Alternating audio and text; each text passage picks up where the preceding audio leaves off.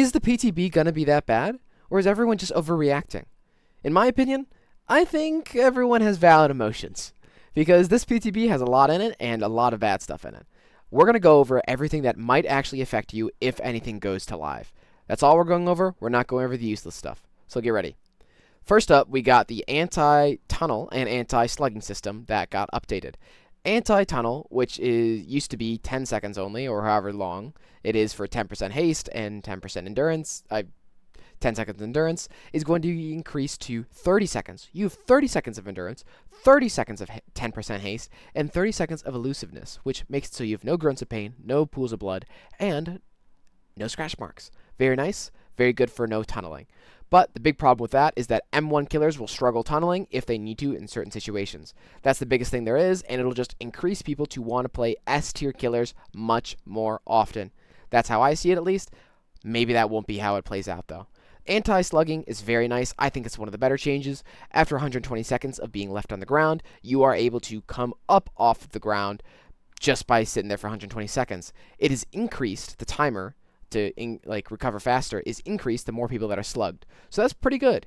And it is accumulative as well. So if you're slugged multiple times throughout the match and you didn't pick yourself up the first time, you can pick yourself up the second time with ease. Very nice, very strong stuff. Extremely, extremely helpful. Now, let's get into some other changes that might affect you. You're going to notice that Auto Haven Wreckers has changed just a tad bit because it has a kind of yellowish tint to it now, kind of like the Walking Dead map. Not my favorite, not the greatest, but it's in the game. It also is not the greatest design because if you look at the sky, you can see the pixels. You can see the pixels in the sky. Kind of sad, but it is just their part of the game. Next up we have is Hawkins Laboratory. Hawkins Laboratory did receive a change to the long panel of Windows side. And this is the long side with a generator on one generator on top. They made it so that the window's in a different spot, and there are 2 staircases up, which I kind of like. This adds variety, very different stuff. This will affect your matches and change up how you play Hawkins. There is also a pallet on the top too, crazy enough. Other than that, they did change a couple other things to Hawkins. You will notice, it's a very slight thing noticed, I noticed it, is that the hooks are slightly brighter too, just by a tad bit, and they look a little different, I guess you could say. Other than that, they added a slight palette variation right here with a totem spawning at it, and if you walk around more in the map, you will notice that there are differences in the vaults. All of the vaults really have changed positionings, or they have been opened up, and there's a different vault there. Those are some big changes that I think are coming to Hawkins, and also the upstairs has become more possible for survivors to survive in. Rather than being a dead zone, there is another added pallet to it, so it's in the rat room, and you can use this to survive maybe just a little bit longer than you have been before. It's pretty bad, but it's not the worst. Next up, we have is Skull Merchant got changed. Skull Merchant got a slight buff, so whenever you're under her drone, you get scanned faster. And also there's a 10% hinder if it gets you. So you'll be hindered for 10% instead of 8%. And that's pretty much it.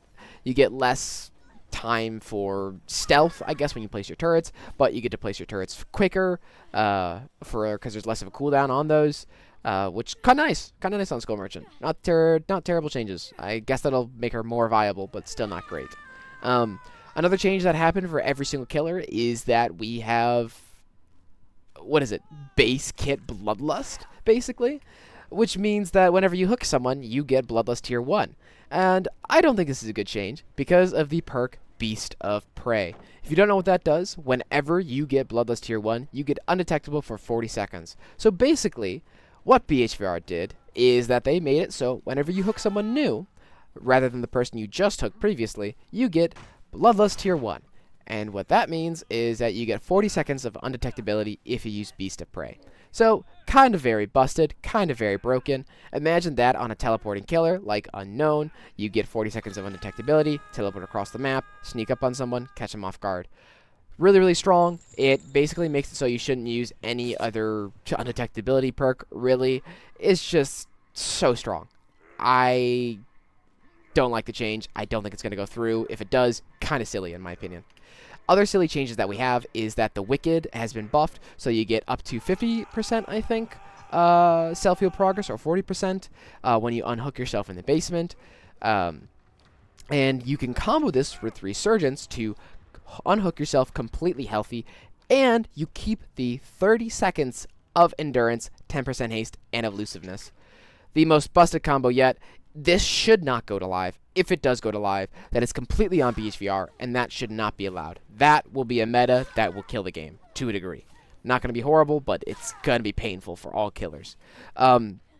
Other than that, we have even more perk changes, which is the babysitting perk. Whenever you unhook a survivor with this perk, you get to see the killer's aura for 30 seconds, which is game-breaking. If you're a killer going against a Swift, imagine someone unhooking someone and seeing your aura for 30 seconds, calling you out for 30 seconds every single move that you have.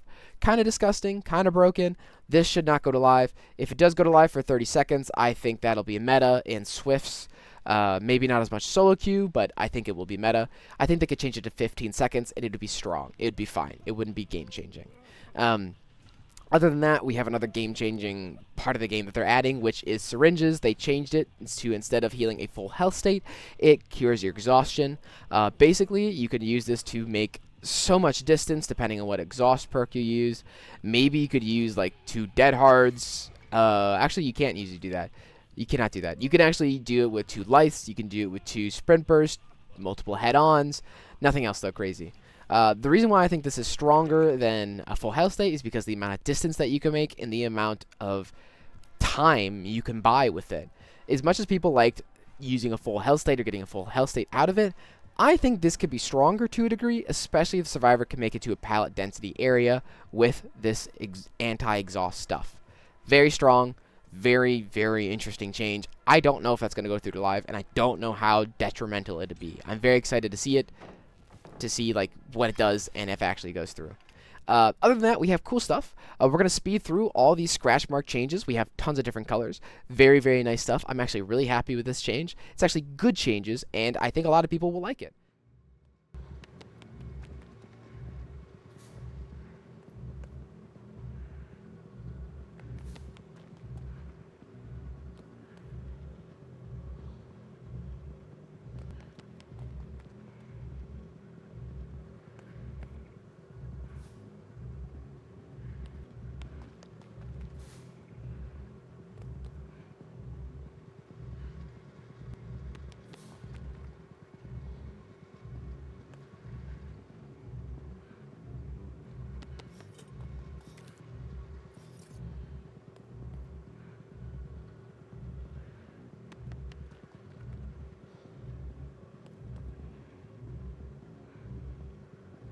We have even more changes that are quite good, actually.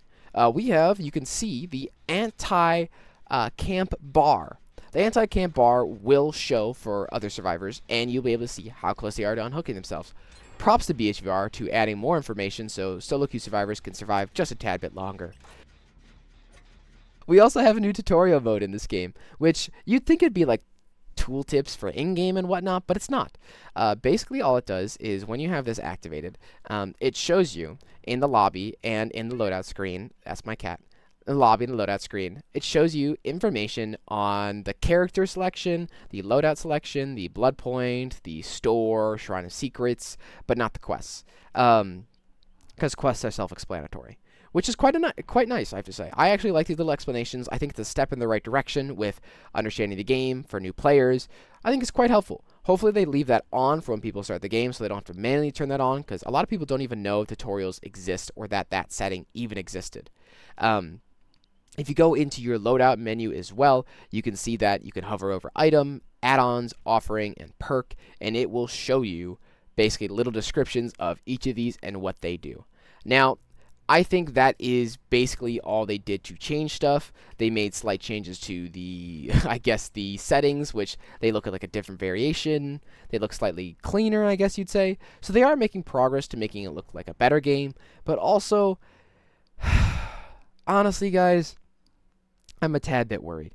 This game is slightly dying with the fact that this just encourages more S-tier killers to be played rather than playing Trapper or Hag, because as Hag, you usually lock down an area or a hook, and you're able to at least make some progress, or at least proxy or something. You can't really do that anymore. It's going to be almost impossible. It's going to be very difficult. So These are going to be really different changes, and I think it will really change the game. I don't know for better or for worse. You can let me know your opinions on that, but this is going to happen though. All these changes, well, maybe not all of them, are going to go through. I know the anti-tunneling and anti-camp is going to go through, but everything else, I don't know. Maybe that's up for game. We'll see if that actually goes through, the perk changes or anything else. If they do, I think it's going to be bad, but we'll see how it goes. Let me know your thoughts again, and I appreciate you listening. Do you think it's going to kill the game? Do you think the game will still be living? Let me know.